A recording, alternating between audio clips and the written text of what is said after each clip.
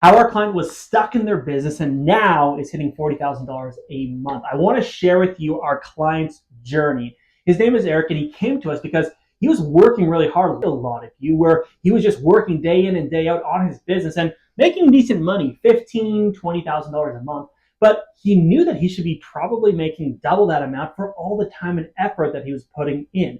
So we actually broke down his business, and I'm going to show you exactly what we looked at so that we could understand how to grow his company with the path of least resistance. So this is going to be very informative for all of you on how you should also be looking at your own business. So let's look at it. Every company that we work with has what we call a value chain, right? There is basically the marketing, the new audience, the new leads. There's how you're nurturing them. There's the sales process. There's the delivery, the retention, the referrals. All of these pieces can be better in your business. And so what I did with Eric is we actually looked at all these pieces. He runs a workshop business, meaning that all of his leads that are coming to watch a workshop, off of the workshop, they're then getting emails and messages on LinkedIn, and he's then going ahead and booking calls and selling to these people.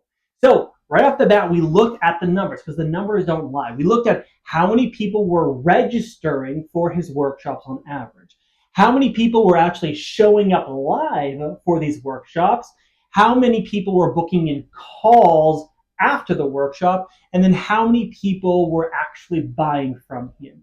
And we noticed right off the bat that there was a couple discrepancies and a couple parts of his business that could just be immediately improved that would allow his business to more than double. So the first thing that we looked at is registrations. He was getting 250 people registering per every 2 weeks for this workshop. And we looked at all the different things he was doing on the strategies, and we're like, we can double this. So we've now gone into the place where he is getting 500 or 550 people registering every 2 weeks. So what we did is we looked at the strategies on LinkedIn and through different social media strategies on how he was getting registrations, and we looked at ways to just increase the volume. A lot of people, whether it's messaging people, posting content, inviting people to registration, or ads, a lot of people could just be doing more volume. And so we went for a volume play, and immediately we saw a double X of getting more people to the workshop. So that's the first thing that we improved. And this has now been consistent for the last couple of months. The second thing that we looked at is, hey, only 20% of these people were showing up to the live workshop. And we knew that if we could get more people on average to show up, we could get more people onto sales calls and more people as clients. So we worked on a couple different pieces for increasing show-up ratio. Number one, we just made it a more compelling workshop, something that would actually be of interest and basically have a higher desirability. So making sure what you name the workshop, how you pitch it, and basically even the emails that you send, making sure that people actually really want to come. That's the first thing. The second thing is just having a better reminder system. A lot of us sign up for workshops or courses or challenges.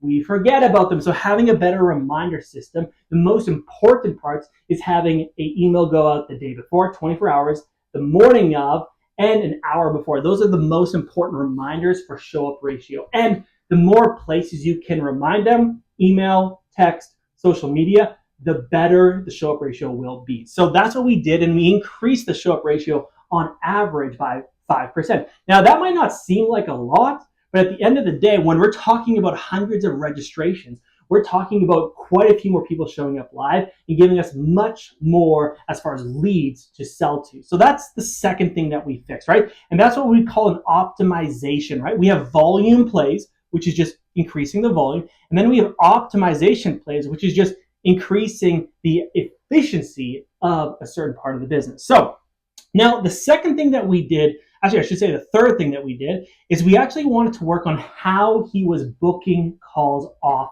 of his workshops. When he came to us, he was doing like 10 calls booked off of a workshop on average, but he didn't have a great workshop strategy or follow-up strategy on how to make sure that he could get way more of these people booking in calls. So as far as a workshop strategy goes, we gave him a better way to pitch and drop his call link and do all the things on a workshop that would get people to actually want to book a call right here and right now. lots of people, number one, they're not confident when they pitch at a workshop. They're like, if you want to jump on a call. And a lot of people are not actually dropping the link there and getting people to book there and making sure that people are actually commenting in the workshop chat, hey, I just booked a call, and having a strategy to actually get more people booked on the workshop. So that was the one thing we did. The second thing we did is we just added a follow-up system. We could tell who are the people who showed up live. How can we reach out to them personally right after the workshop? And speed here is very important. The quicker you reach out to people who just watched a workshop, the more likely they are going to be excited and wanting to chat further with you.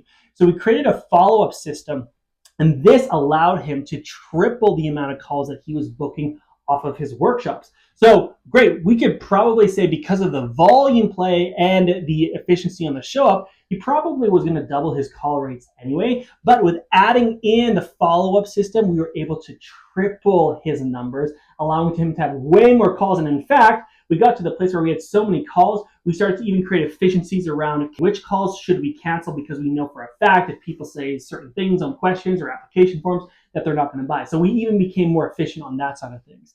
The last thing we did is basically before working with us, he was taking 2 to 3 hours to close one client, 2 to 3 calls. That's a lot of calls. And he had a good close rate, 40%. So we didn't want to mess with him closing at a high rate, but we wanted to make it more efficient. We wanted it to take less time to get each client. So we showed him how he could whip different strategies as far as pre-call strategies and how to format the calls better. He is now on average saving an hour per client coming in, which is massive when we're talking about multiple clients per week coming in. He's able to do much more and actually get a better result, but not have to spend as much time. And so this allowed him to just get more sales calls, the right sales calls, and close them. Now, I do want to say that one of the big things that I helped him with at the beginning is we helped him out with building his team, because he had been in this roller coaster for so many years of having good months and bad months. And it was because he was the bottleneck. He couldn't take all these sales calls and coach all these people himself. So we hired a team to help him coach. So now he's able to, we've already mapped it out. He could double his business again. He could get to $80,000 a month, and he still has the team to allow him to do that.